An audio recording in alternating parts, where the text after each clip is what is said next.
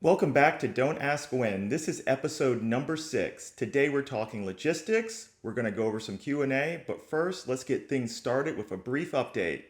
Immediately after our last update, we actually ended up making a new revision to the prototype. This is Alpha Rev 0.4. You'll see it spinning around a carousel, but I'm just going to put it on here and show you kind of where we were with this. So basically with these, this is a prototype that we had to do a really quick turnaround on. This is one of the first ones that we've done almost exclusively from our new supply chain with more LaForge hands on it for design. This is not the final design, but it's just an example to show you guys of, hey, this is sort of how design's an iterative process. Even though this is Alpha Rev number 4, this is actually about the 8th generation, if you will, prototype that we've ended up doing. So this one here, it looks a little bit boldly styled. They're not going to be that way. We put a cover on top of this to sort of hide some of the wires. But this one is, again, another one of what we call the white box demo, showing our lens text, showing that we can indeed put circuitry in something this small and power it without it looking too crazy from the side. From the front, again, we do understand it's a bit bold, but what we're going to show you on the screen here is actually the replacement for these right here. And these are the ones that we're going to be shipping out in a slightly higher volume than we were doing Alpha Rev 3. So with this one, you're going to see here that it looks exactly like a normal pair of glasses. We have to take lessons learned from packaging these things together and fit it in there. So as you can see here, we've got this really nice look. It's very luxurious with these facets on it. And you guys will be able to see us wear this one in our next update. This one is going to 3D print as well as laser cut fabrication within the next few days. And we'll do an update relatively short thereafter. We were supposed to show you guys pictures of laser cutting of these, but something got lost in communication. So on the next one, we'll show you that. So for those of you guys who take a look and say, oh my God, this is another render, LaForge shows lots of renders. We also show you guys a lot of actual working prototypes and hand-built prototypes too. The two go hand in hand. So when you say, oh my God, another 3D rendering, I say, oh my God, it's the 21st century. So people who look like that, you look a lot like Derek Zoolander when he saw that scale model of the building. What is this? A center for ants? That's not what we're doing here. It's just to show you guys this is what's coming along next, and we're moving pretty rapidly. So the next thing I want to show you guys here, just again going back to how these do look a little bit large, we'll put up a little scale next to these showing how thick these are and also how thin they are. Is this is actually what's underneath here, and we just use this cover to hide some wiring. The reason why we built a cover is because when we do presentations, we kind of like the things to look a bit more clean and crisp, and it really gets people to focus on the overall aesthetic and not why is there a wire coming across. So this is where we are. That's where we were as of the beginning of March when it comes to those sorts of things. And again, in our next update, which is going to be a really brief update, it's going to really be about this next prototype, something that we're going to be really proud of, and the first ones that I'll actually be wearing around the street, and some of our investors will be wearing, and early alpha users will be wearing as well. So this process does take some time, but that's just the nature of hardware. We can't run a software update to make these look better or make things fit. We have to have several meetings, literally to cut metal, 3D print things, and sometimes things get shipped to the wrong place. Sometimes things simply just don't fit together. So these are the sorts of processes that it takes to build advanced hardware that also uses optics in the 21st century. So that was our update, and now we'll go next into logistics. So logistics is what we're supposed to talk about an update ago, or maybe an update prior, but things got really long in the general update. So we talk about logistics. These are the sorts of banes of existence to hardware companies. As I often mentioned, and maybe mentioned earlier in this video, we can't just run a software update to make a package show up or to make things appear. So what we've been working on over the last 18 months is really improving our processes when it comes to communication with other suppliers and partners and doing things logistically. Again, in modern manufacturing, a lot of people aren't really super familiar with this, The company you buy something for is not the company that makes that product all the time. They're not the company that necessarily designs it. And in a lot of cases, they don't have that much control over a lot of things. In our case, as a startup, we have to limit our control. So our control is literally over our published and granted IP from the U.S. Patent Office, meaning that we can control certain form factors, configurations, and we can say you can make it this way, and we can grant our suppliers a license to do that for us. But there's other areas where things are just out of our expertise or would take too long. So LaForge has been propped up or funded by a couple of eyewear companies, and they handle the lens manufacturing. And the reason why is we've only raised a little over $2 million, and to put a eyewear factory up and going in the US is somewhere between $8 and $20 million, and that's just to make the lenses. So this forces us to work with them. If you want to make what's known as a fab lab or one of these places that makes printed circuit boards, the numbers are actually about the same and in some cases a little bit higher. So we don't really want to add any more risk to the project. We don't really want to be like a lot of companies out there spending money on factories before they've ever built anything.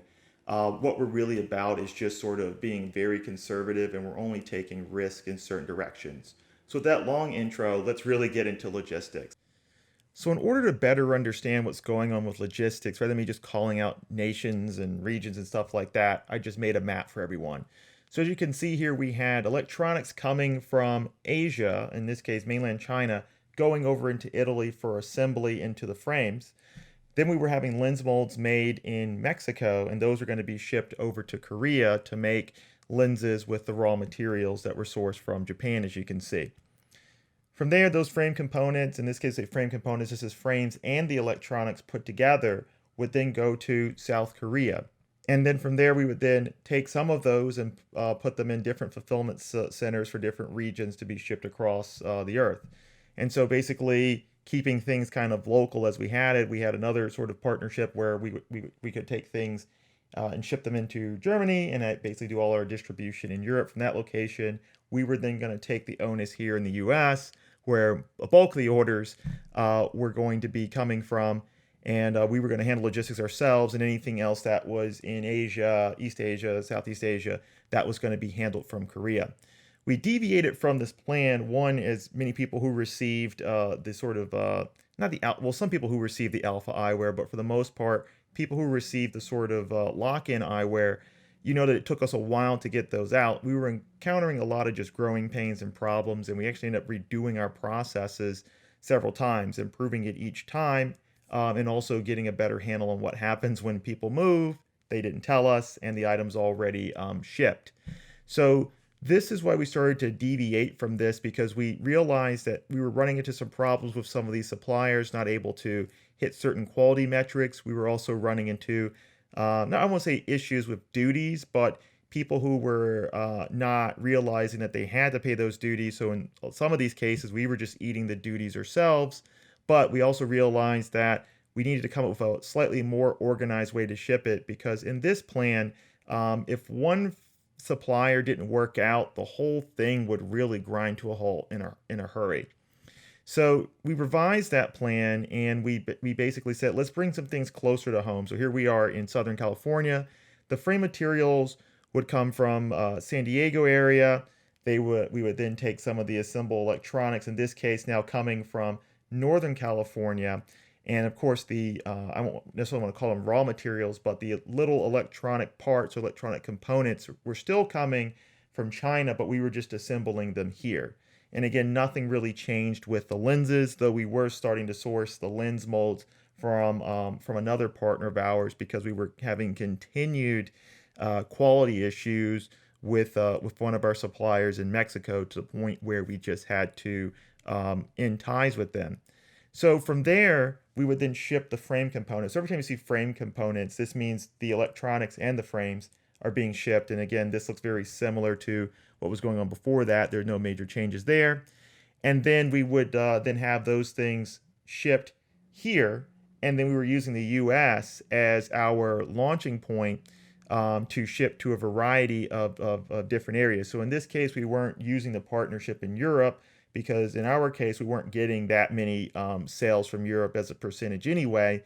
So we said that we will take North America, Europe, and literally the one or two sales that came from South America, and then we would have a business development team or sales team in Asia to basically deal with basically doing certain test markets in East Asia and Southeast Asia for some newer technologies we're trying out before unleashing them in North America and Europe. Um, so then again, as we still continue to mature the company, this is about where we are right now. We started focusing on having built-in redundancy because, as I mentioned before, and I sort of go a little tongue-in-cheek of it when I say, hey, we can't do it. I can't run a software update on a redesign, and we get things stuck in customs sometimes, and we have issues with things getting shipped to the wrong places by some of our couriers. You guys be surprised how often some of the big names in logistics and shipping can't get things to the right place on time, or in certain cases at all. So what we started doing is saying, hey, instead of having these sort of things back up and affect each other, which is, if you want to go into planning terms, what's known as the critical path, we started doing more redundancy. So as you can see here, frame materials are coming from multiple locations, lens materials are coming from multiple locations, going in still into Korea, and in certain cases, in this case, into Shenzhen for us to start building out things there. So then from there, again, as you see all these arrows now going everywhere here, and again, you might want to take your time to take a look at this.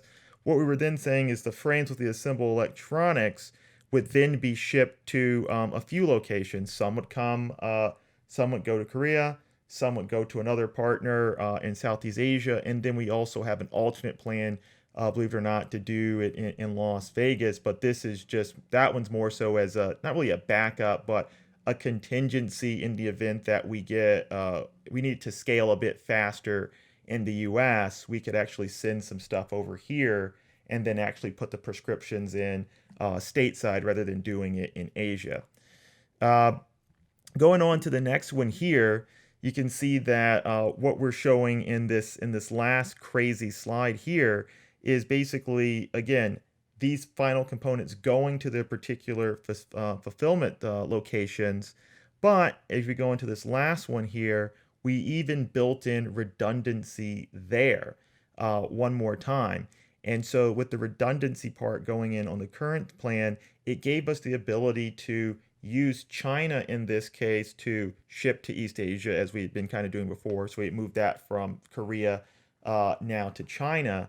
And we're also going to be landing some of the stuff from China here in the US for distribution.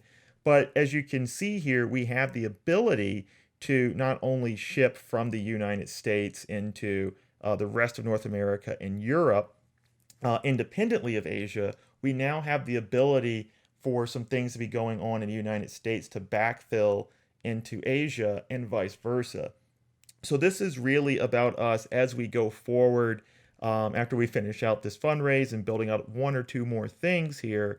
It's really about us having redundancy backup plan so that when we're setting these aggressive sales goals and we're really trying to make sure that anyone who's developing on this, you're developing in a growing ecosystem, not one that has limited sales or, oh, wait, please, we promise the next one will be better. We're really wanting to hit the ground running, and this is what requires a lot of this planning. And so this is some of the things, again, that people don't necessarily see, but this requires a lot of cooperation and communication, two things that we've been investing more heavily in and focusing on so that we don't have these little oopsies and, oh, this delay, that delay. We've been getting rid of the potential for future massive delays by, again, working with different partners, doing a better job of vetting them, visiting more of these folks in person more often, and again, giving them more tools, more CAD files up front so they can have a better understanding what it is that they're working on, the importance of it, but more importantly, to just basically say that, hey, you as a partner in this, in our sort of logistics plan, our manufacturing ecosystem, you're very valued, and anytime you slip up, it could cause a lot of pain. We know that things happen for a variety of reasons, natural disasters, whatever, tariffs, which is the strange thing that's going on right now. And this gives us the ability to isolate ourselves from these different forces that are happening right now that can really bog things down. So this is something I thought you guys would find interesting. Again, you guys may want to take a closer look. Um, um, Maybe watch this a little bit slower, go back and take a closer look at how we've made these changes, but it's all about streamlining. So I hope that gives you guys a better understanding of what we're doing with this rollout. We're just doing this in a very responsible way. We're not going about this in such a way to just get you guys, as I said, quote unquote, something as soon as possible. We're trying to get you guys something that is better than we're trying to get you all something that's better than was promised, which is something that very few hardware startups are able to do. I can really only think of a couple. I think maybe Nest and what's the other smart doorbell camera called? Ring.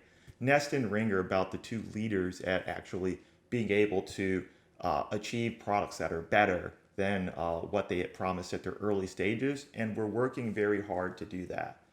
Things take a little longer with us because we have to deal with optics and your prescription on top of miniature electronics. They're mostly electronics, some miniaturization, but just to let you know, we're order of magnitude more complicated than they are. In terms of complication, we sit somewhere between a drone and a smartphone. So that should let you know there's a lot of different stuff that goes on with these systems. So before I belabor those points, let's move on to Q&A. So with Q&A, I'm going to bring up my computer because the questions this week are coming from Facebook. So the first one here is from Christian Kundal. How do you feel the market for augmented reality glasses has changed over the years since you first announced yours? First of all, Christian, this is a very good question. So we first announced this project towards the end of 2013. We then incorporated as a company the following year later and started the project at the very end of 2014. So we're talking about November, December. And so what was going on back then is there was sort of the irrational exuberance phase. You could basically get away, and in certain cases were pretty much encouraged to say some pretty outlandish things for the purpose of getting press, even though it may not have been there.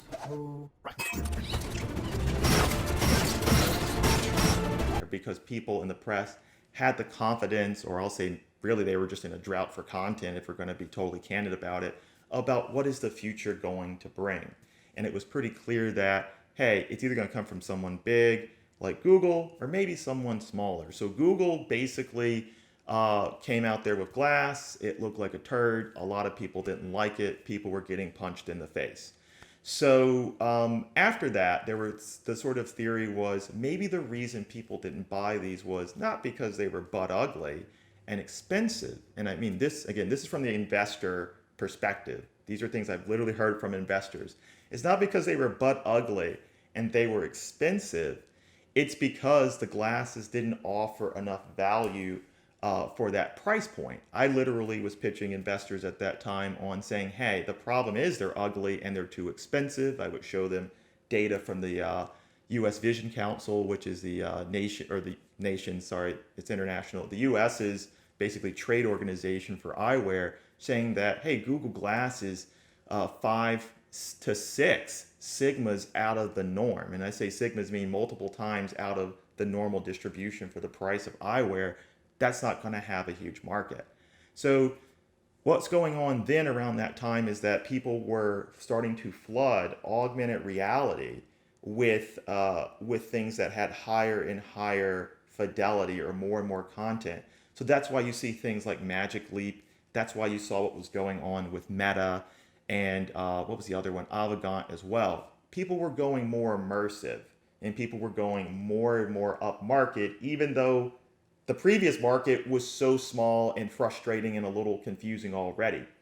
So it means companies like us, and there really weren't that many who said, no, you need to go the other direction, less complication, more beauty.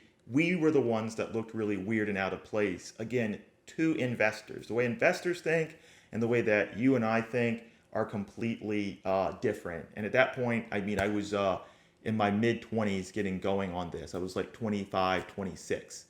So then what happened after that is a bunch of companies, the bigger ones like Microsoft, they said, hey, we'll give this a try with HoloLens. Apple had their thing, which is, again, it's a goggle, it's not glasses. So anytime you hear something about Apple working on smart glasses. It's not actually glasses. It's like a goggle visor thing like HoloLens. And you can just, the reason why I know this is look at their patents, people. Big companies move extremely slow. You want to know what big companies working on? Go to the patent office and they'll tell you what the future is going to look like. So that's when that started going. But then guess what happened? They're more expensive, they're heavier, they're giving people eye strain, neck strain, headaches. So what ends up happening after that? It evolved into this sort of half quit. And you saw it with Google. Oh, we're not abandoning glass. It's a business product, industrial product. You see now, oh, augmented reality is not hardware, it's an app on your phone. That's not really augmented reality. That's a version of mixed reality with computer vision. So now we're here in 2019 and augmented reality has about 4 or 5 different meanings. Is it software only on your phone? No, but that, hey, if a multi-billion-dollar company says it, that no becomes a yes. Is it going to be this be all end all thing? Well, hey, if you're one of the people that put $3+ billion in the Magic Leap, then yeah, maybe that's it. And then you have folks like us and folks like the folks at Mirror who are like, the pricing is just out of whack. Let's make something smaller. Maybe that's where it's going. All I can tell you right now is what you will see happen over the next 3 to 5 years is this. There will be multiple products offered at multiple price points, and that's better for the customer because there are people going to look at this as this works great for this enterprise solution. Most people are going to say, man, that's horrible for me, but hey, let me do this. So that's a long answer, but that's the way I sort of see the changes. Um, let's go on to the next one. The next one is from, I'm pretty sure this is Lane and not Ian Cameron, and this one's long, so I'm going to split it up. So it's going to be, looks like maybe 3 or 4 questions. First one, can we get more regular updates and information on progress? With many of us remaining loyal to the development process for several years now, it can feel like we're seeing very little tangible progress as episodes are few and far between. So here we go. Ian, what we're doing or what I'm doing is this. I'm trying to give it to you straight up with no filter. The other part is it may appear that there are a few things going on, but at this point, we're basically going through this part of untangling a lot of miscommunication with suppliers and getting things ready. So we've been focusing on increasing our supplier base so we can get something that I really want it to be. This is my dream project, and I've spent a lot of my money, friends' money, and investors' money to get it here, and I want to make sure that we're going about the best execution. So some of the things that you see few and far between, I get some people didn't like the history of LaForge thing, but other people actually did want to know that that was requested. But what it's saying is this is hardware. We're moving as fast as possible, and what we're doing is very small, very compact. So we basically sit in the middle of like several Venn diagrams. We have what I call your down the street look or on the street look, meaning aesthetics. What does it look like when someone sees you walking down the street with this? We have regulatory compliance to deal with. We have just basic what I call physics in the sense of this light can only do certain things. We also have issues of geometry, and then we also have to deal with the limits of technology, and so that can even go in the sort of packaging part. So these things take time. We're at the point now that for us to get these little aesthetic gains that I'm a really anal and a stickler about, it occurred a few cases has required us to redesign it. A year or so ago, for us to redesign the product, it would take 8 months to a year. We're now at the point, thanks to our partners and some new hires, a redesign can happen. A complete from scratch redesign of the aesthetics to get everything to look right can happen in about 2 weeks. So these are the things you don't see. We focused on improving processes and understand that, hey, you'd like to see more, but we're a hardware company, not a software company, and we're also a precision optics company.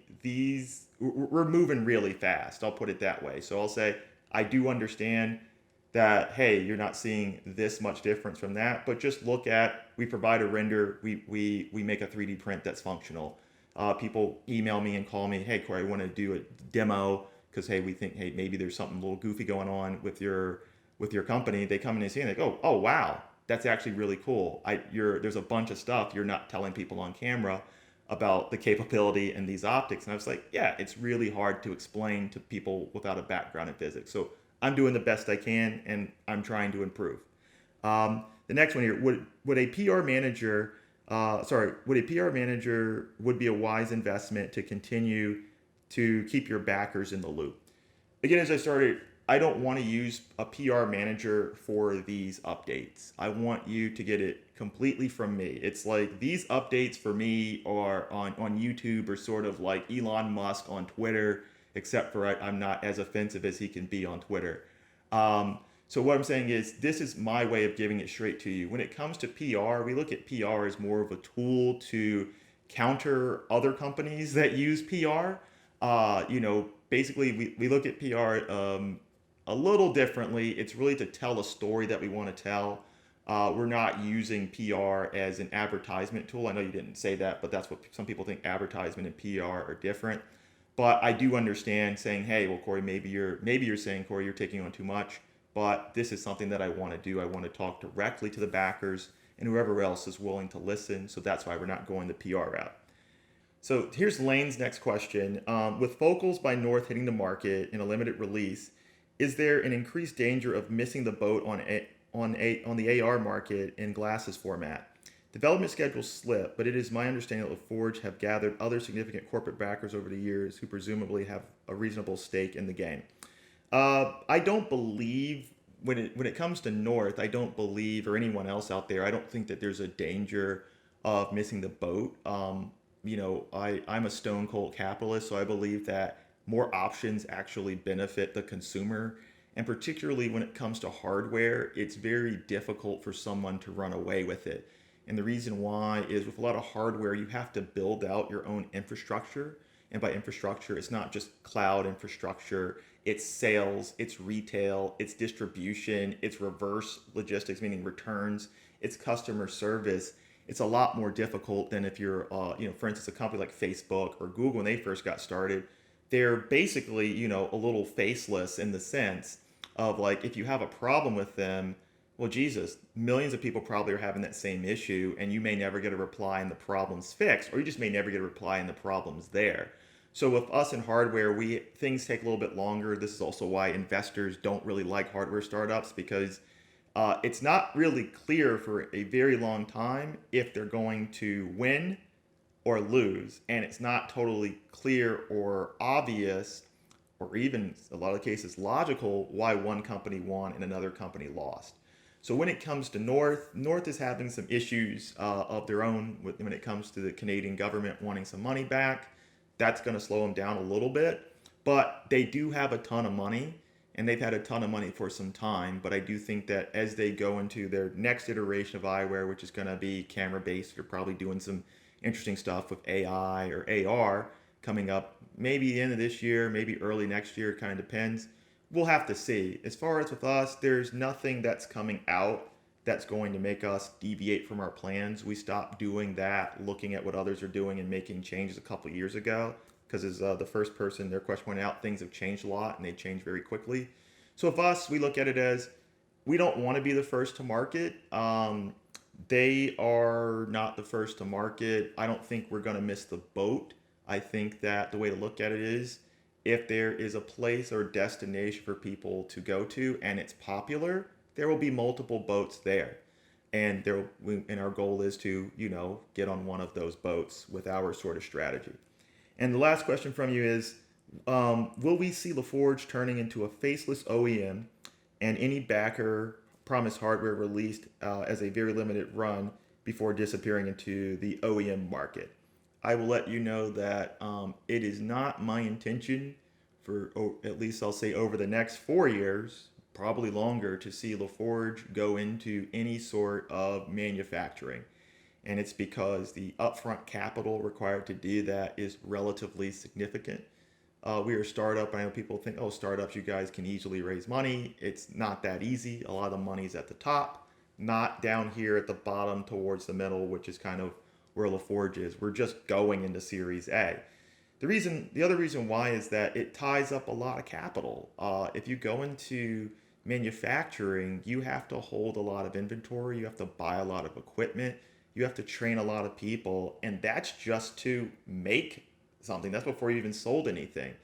So these days in modern business, at this point in 2019, in startup landia or startup culture, you want to be as cash efficient as possible. That's why you see a lot of us using shared working spaces, co-working spaces like WeWork, The Riveter, whatever.